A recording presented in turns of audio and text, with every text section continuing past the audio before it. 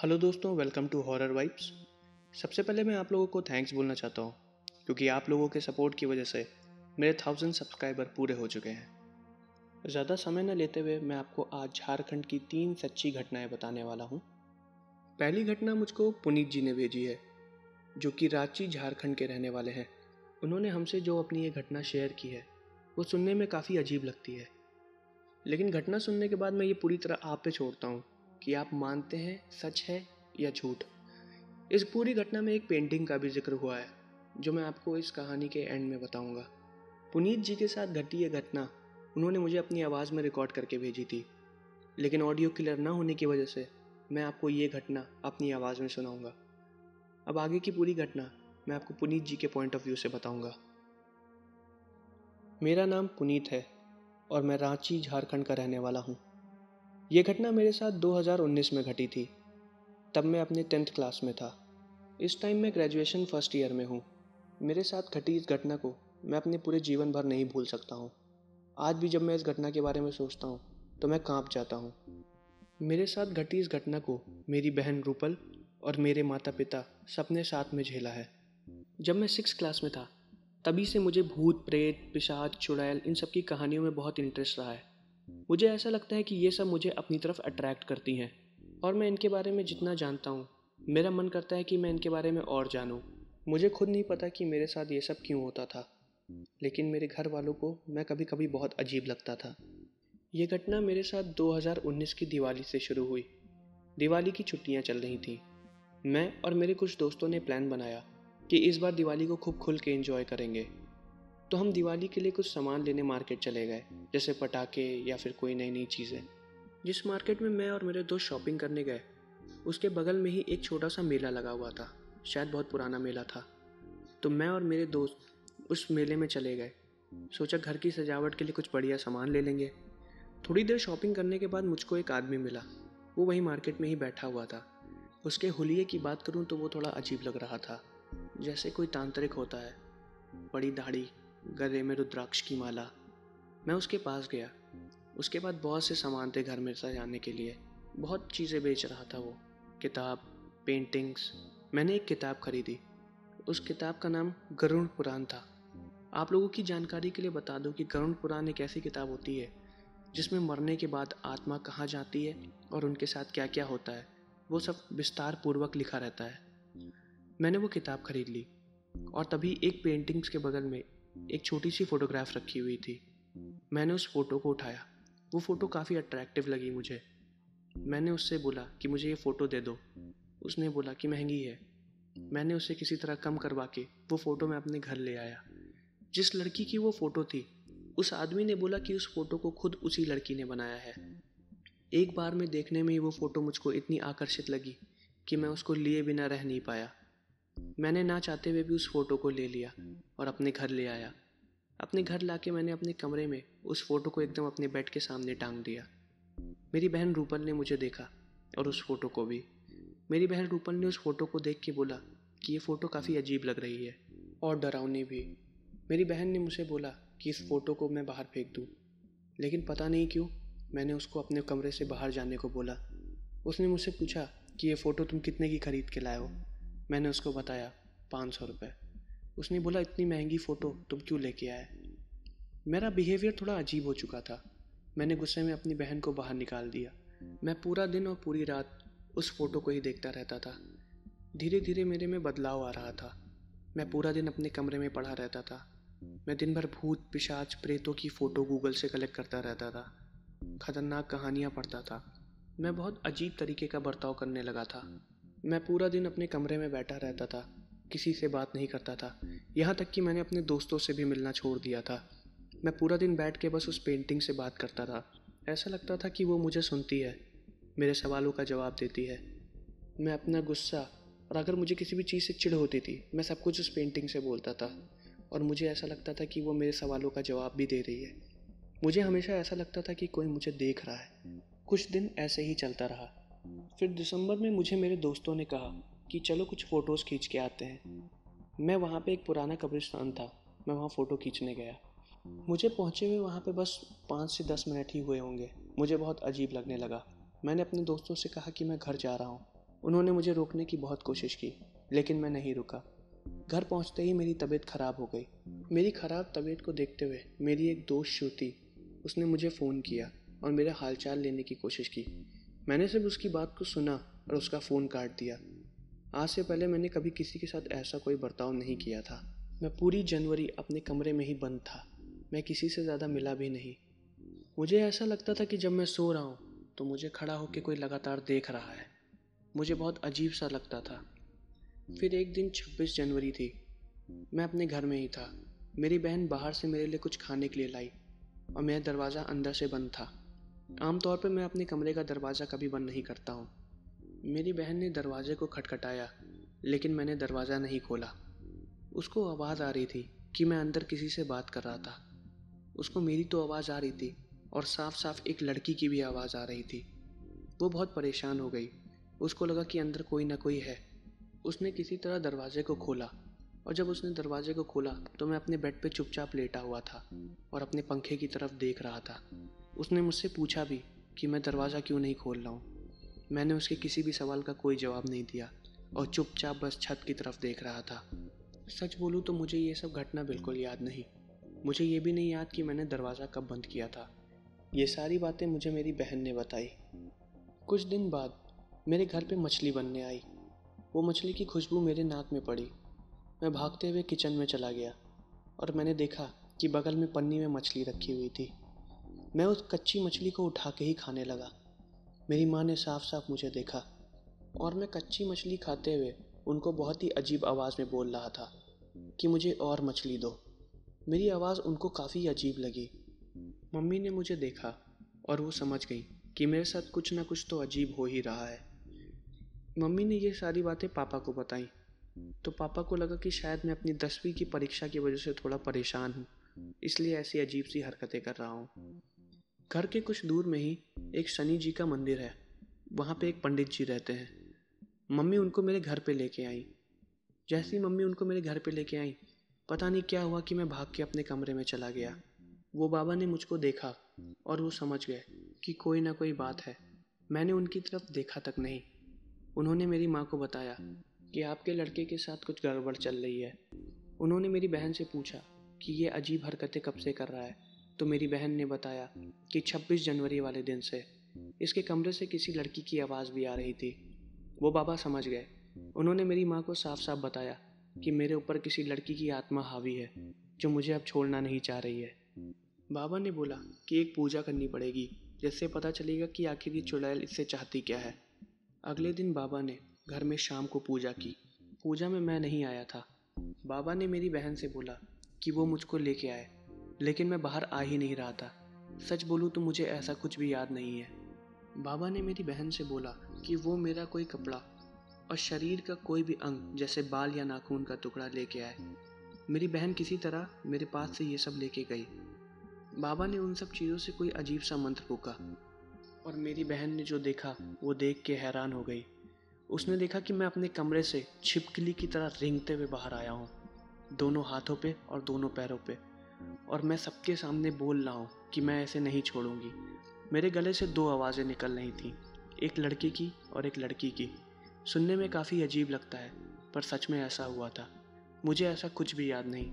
ये सारी बातें मुझे मेरी बहन ने बताई। मुझे भी ये सब सुन के बहुत ही अजीब लग रहा था। मेरे घर वालों ने मुझे कुर्सी से बांध दिया और बाबा ने उस चुड़ैल से पूछा कि वो मुझे क्यों नहीं छोड़ रही है। तो उसने बोला कि मैं ऐसे नहीं छोड़ूंगी, मैं इसको अपने साथ ले जाऊंगी। बाबा ने उस चुड़ैल का नाम पूछा और उसने अपना नाम भी बताया, जो मैं आप लोगों को नहीं बता सकता हूँ, क्योंकि उसने ऐसा बोला था कि अगर मैं उसका नाम लूँगा तो वो दोबारा मेरे घर परिवार पे आ जाएगी। किसी तरह वो मेरे अंदर से निकली, और जब वो मेरे अंदर से निकली तो मुझे बहुत अजीब सा दर्द हो रहा था। हाँ, मुझे इतना ज़रूर याद है। मेरी तबीयत उसके बाद बहुत दिनों तक ख़राब रही, फिर ठीक हो गई। उसके बाद से मेरे साथ ऐसी कोई घटना नहीं घटी। मुझे पता है कि आप लोगों को ये सब झूठ लग रहा होगा, लेकिन मैं आपको बता दूं कि इस घटना का एक एक शब्द सच है। तो दोस्तों, ये थी पुनीत जी के साथ घटी एक घटना, और इस पूरी घटना में जिस पेंटिंग का जिक्र किया गया है वो आप अभी अपने स्क्रीन पे देख सकते हैं। पुनीत जी ने मुझे ये पेंटिंग आधी ही भेजी है, हालांकि मैंने उनसे पूरी पेंटिंग मांगी, लेकिन उन्होंने बोला कि वो उस पेंटिंग को देखना नहीं चाहते हैं और उनके पास इसकी आधी ही पेंटिंग है। आज की जो दूसरी घटना मैं आपको बताने वाला हूँ, ये घटना हमें राहुल जी ने देवघर झारखंड से भेजी है। अब आगे की बीती हुई घटना मैं आपको राहुल जी के नज़रिए से बताऊंगा। मेरा नाम राहुल है, मैं झारखंड का रहने वाला हूँ। ये घटना 2013 में मेरे और मेरे पिताजी के साथ घटी थी। तब मेरी उम्र करीब 13 साल की थी। मैं वो तारीख नहीं भूल सकता। वो तारीख 21 मई 2013 थी और मेरी मौसी के यहाँ किसी तरह की कोई पूजा थी। तो मैं, मेरी मम्मी और मेरे पापा, हम तीनों उस पूजा में गए हुए थे। मेरे घर से मेरी मौसी का घर काफ़ी दूरी पर है, तो रास्ते में गांव से होके गुजरना पड़ता है। पूजा हो जाने के बाद हमें रात में वहाँ पे खाना भी खाना था। काफ़ी लेट हो गया था, तो मेरे पापा ने बोला कि उन्हें घर जाना है, क्योंकि अगले दिन उनका ऑफिस का कोई काम था जो उनको शाम को निपटाना था। इसलिए मेरे पापा ने बोला कि वो घर चले जाएंगे। मैं भी उनके साथ घर जाने की ज़िद करने लगा। मुझे सब लोगों ने बहुत रोका, लेकिन मैंने बोला कि मुझे पापा के साथ घर जाना है। मम्मी वहीं मौसी के यहाँ रुक गई थी और अगले दिन मेरा स्कूल भी था, तो पापा ने बोला कि वो मुझको तैयार करके स्कूल भेज देंगे। पापा को घर जाके अपना काम जल्दी निपटाना था, इसलिए वो और मैं, हम दोनों करीब 7 बजे मौसी के घर से निकल गए। निकलते निकलते काफ़ी अंधेरा हो चुका था और रात में अक्सर लोग जल्दी सो जाते हैं। हम जिस रास्ते से जा रहे थे वो रास्ता बहुत सन्नाटे वाला और अंधेरे वाला था।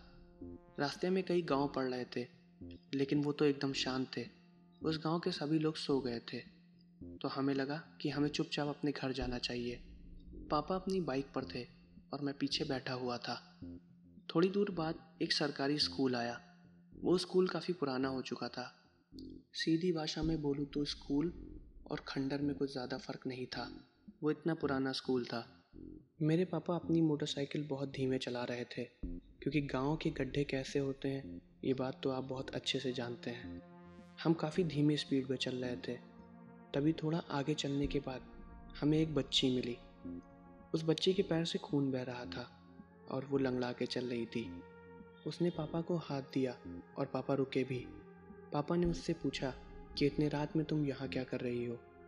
उसने अपने घर को सामने दिखाया। उसने बोला, मैं उस घर में रहती हूँ, मुझे वहाँ पे छोड़ दीजिए, मेरे पैर में चोट लगी हुई है। पापा ने उससे पूछा कि तुम इतनी रात में कहाँ से आ रही हो। तो उसने जवाब दिया कि मैं पढ़ रही थी, मुझे लेट हो गया।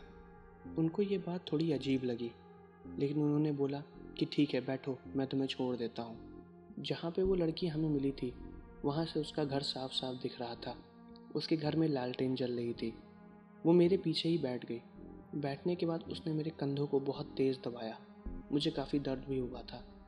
पापा गाड़ी चलाने लगे और गाड़ी चलाते हुए पापा उससे सवाल भी पूछ रहे थे कि तुमको चोट कैसे लगी, तुम किस क्लास में हो। वो किसी भी सवाल का जवाब नहीं दे रही थी। वो बस चुपचाप बैठी हुई थी और वो बस एक ही चीज़ बोल रही थी कि आप जल्दी से मुझे मेरे घर छोड़ दीजिए। पापा ने उसको उसके घर भी छोड़ा। वो बाइक से उतरी और अपने घर जाने लगी। हमने साफ साफ उसको उसके घर के अंदर जाते हुए देखा। फिर हमने गाड़ी घुमाई और हम अपने घर की तरफ वापस जाने लगे। काफ़ी अंधेरा हो गया था, तो पापा को रास्ता समझ में नहीं आ रहा था, तो उन्होंने अपनी गाड़ी दोबारा वहीं घुमाई और जहाँ पे उस बच्ची को छोड़ा था उसके घर के पास चले गए। उन्होंने आवाज़ दी, लेकिन अंदर से कोई भी नहीं निकला। पापा ने मुझसे बोला कि मैं जाके दरवाजे को खटखटाऊं। मैंने दरवाज़ा खटखटाया। काफ़ी देर बाद अंदर से एक लड़का निकला। काफ़ी बड़ा था मुझसे वो। उस लड़के की उम्र करीब 18-19 साल की होगी। पापा थोड़ा रास्ता भूल चुके थे, तो उन्होंने उस लड़के से पूछा कि यहाँ से रास्ता किधर जाएगा। तो उसने पापा को सही रास्ता बताया। उसके बाद उसने पापा से पूछा कि बाबूजी आप इतने रात में यहाँ कैसे। तो उन्होंने बताया कि वो 15 मिनट पहले आपके यहाँ की एक बच्ची को छोड़ के गए थे। आप बच्चियों को रात में मत घर से निकलने दिया करिए, बाहर खतरा होता है। तो उस लड़के ने बोला कि कौन बच्ची, हमारे यहाँ तो कोई बच्ची नहीं है। तो पापा ने बताया कि वही जिसके पैर से खून बह रहा था, मैं भी 15 मिनट पहले उसे छोड़ के गया हूँ। ये सुन के वो लड़का एकदम हैरान हो गया, क्योंकि इस हफ्ते में मेरे पापा वो तीसरे आदमी थे जिनके साथ ये घटना हुई है। फिर उस लड़के ने पापा को बताया कि वो उनकी छोटी बहन थी जिसकी 2 महीने पहले मौत हो गई थी। ये सुन के पापा की और मेरी, हम दोनों की हालत ख़राब हो गई। पापा ने पूछा कि उसकी मौत कैसे हुई, तो उसने बताया कि स्कूल से घर आते वक्त भैंसों का कुछ झुंड आ रहा था। मेरी बहन उस झुंड के नीचे दब गई थी, उसका पैर टूट गया था। हम उसको हॉस्पिटल लेके गए, लेकिन ज़्यादा खून बहचाने की वजह से डॉक्टर उसको बचा नहीं पाया और वो मर गई। इस हफ्ते में आप तीसरे आदमी हैं जिनके साथ ये घटना हुई है। 2 दिन पहले कुछ पुलिस वाले भी ऐसे ही रास्ता भूलते भूलते यहाँ चले आए थे और उन्होंने भी यही बताया था कि उन्होंने मेरी बहन को देखा था। ये सुन के पापा की हालत एकदम ख़राब हो गई। हालांकि उसने हमें कुछ भी नहीं किया, लेकिन वो हमारे साथ गाड़ी पे बैठी थी, ये साफ साफ हुआ था। फिर पापा उससे दोबारा रास्ता पूछ के अपने घर की तरफ निकल गए। हम फिर से उसी स्कूल के सामने से निकल रहे थे और पापा ने फिर से उसको देखा। उसने पापा को फिर से हाथ दिया, लेकिन पापा रुके नहीं। तो दोस्तों, ये थी दूसरी घटना जो कि राहुल और उनके पिताजी के साथ घटी थी। अब मैं आपको आज की तीसरी घटना बताता हूँ। ये घटना भी झारखंड की ही है। ये घटना हमें बिंदु जी ने भेजी है। उनका नाम उन्होंने बताने के लिए मना किया है, इसलिए मैं आपको उनका दूसरा नाम बता रहा हूँ। अब आगे की पूरी घटना मैं आपको बिंदु जी के नज़रिए से बताऊँगा। मेरा नाम बिंदु है। मैं झारखंड की रहने वाली हूँ। इस समय मेरी उम्र 23 वर्ष की है। ये घटना मेरे और मेरे बॉयफ्रेंड के साथ 2019 में घटी थी। 2019 का टाइम चल रहा था। कोविड की करीब दूसरी लहर आ चुकी थी। लॉकडाउन भी काफ़ी पीक पे था। इसलिए मैं और मेरा बॉयफ्रेंड हम दोनों अपने घर से निकल के दोस्त के घर नाइट स्टे करने गए। हमने अपने घर से परमिशन ले ली थी। हमारे दोस्त का नाम प्रवीण था। मैं, मेरा बॉयफ्रेंड और हमारे 2 और दोस्त, हम चारों प्रवीण के यहाँ पहुँच गए और हमने रात को वहाँ पार्टी की। पार्टी करके हम सब काफ़ी थक गए थे, तो हम सब सोने चले गए। वहीं पे हमारा एक दोस्त अतुल था। उसको नींद नहीं आ रही थी। अगले दिन उसको अपने घर बिहार जाना था। वो बिहार का रहने वाला था। हमारे दोस्त प्रवीण ने बोला कि जगते हैं, बट हम सबको बहुत तेज़ी से नींद आ रही थी। प्रवीण ज़बरदस्ती किचन में गया और हम लोगों के लिए कॉफ़ी बना लाया। कॉफ़ी पीने के बाद हम लोग की नींद गायब हो चुकी थी, तो हम लोग जग रहे थे। तभी अतुल ने बोला कि कोई गेम खेलते हैं। हम सब ने बोला ठीक है, आओ। मेरे दोस्त अतुल के पास एक ओजा बोर्ड था। आपकी जानकारी के लिए बता दूं कि ओजा बोर्ड एक बोर्ड होता है जिसमें ए से लेकर जेड तक कैपिटल लेटर्स लिखे रहते हैं। कुछ लोगों का मानना है कि उनसे भूतों से बातें किया जा सकता है। हम पांचों लोग उस बोर्ड को लेके बैठ गए और भूत को बुलाने वाला खेल खेलने लगे। 5-10 मिनट बैठने के बाद कुछ भी नहीं हुआ, तो हम सबको बहुत हंसी आई और हमने बोला कि ये सब बकवास है, और हम सब फिर सो गए। रात के करीब 1 बज चुके थे। हम सब सो रहे थे। तभी मेरे दोस्त प्रवीण, जिसके घर पे हम लोग थे, उसके यहाँ उसका एक पेट था। उसका नाम लियो था। लियो रात में करीब 2 बजे भौंकने लगा।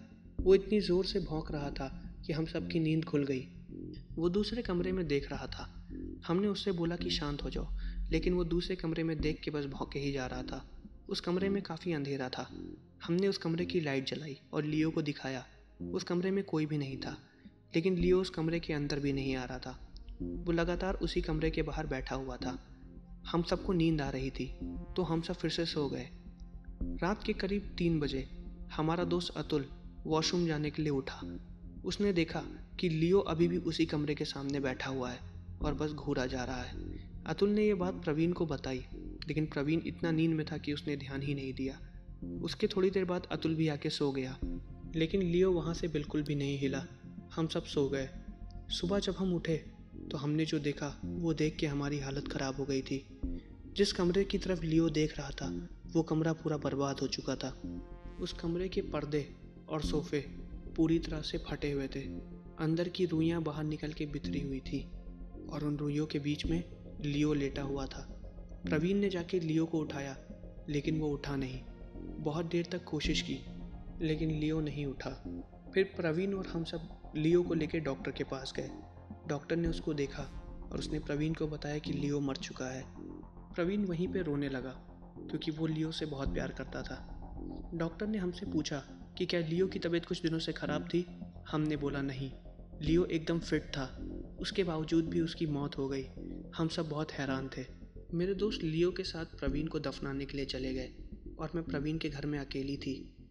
वो दिन भी मुझे बहुत अजीब लग रहा था। पूरा घर बहुत सुनसान था और अजीब सी बेचैनी हो रही थी। मैंने सोचा कि जब तक प्रवीण और उसके दोस्त नहीं आ जा रहे हैं, मैं इस पूरे कमरे को साफ़ कर दूं। मैं कमरे को साफ़ करने लगी और थोड़ी देर बाद मुझे ऐसा लगा कि जैसे मुझे कोई देख रहा है। मैं एकदम डर गई। कुछ देर बाद उस कमरे का दरवाज़ा अपने आप ही बहुत तेज़ी से बंद हो गया। मैं घबरा गई। मैं भागते हुए घर के बाहर चली गई। आधे घंटे तक मैं घर के बाहर ही थी। कुछ देर बाद प्रवीण, अतुल और सारे दोस्त वापस आ गए। मैंने उनको ये सारी बातें बताई। हम सब बहुत परेशान थे। उसके बाद हम अपने अपने घर चले गए। इसके बाद दोबारा हम सब कभी प्रवीण के घर नहीं गए। तो दोस्तों, ये थी मेरे सब्सक्राइबर के द्वारा भेजी गई 3 घटना। अगर आपके साथ भी ऐसी कोई घटना घटी हो तो आप मुझे इंस्टाग्राम पे मैसेज कर सकते हैं। मैं आपकी घटना को भी ज़रूर बताऊंगा। अगर आपको वीडियो अच्छी लगी हो तो आप वीडियो को लाइक कर सकते हैं और चैनल को सब्सक्राइब कर सकते हैं और शेयर भी कर सकते हैं। कमेंट करके मुझे बताइए कि आपको वीडियो कैसी लगी। और आप मुझे इंस्टाग्राम पे फॉलो कर सकते हैं ताकि मैं जब भी कोई नई अपडेट दूँ तो आप लोगों को पता चल जाए। मिलते हैं अगले वीडियो में। तब तक के लिए अलविदा।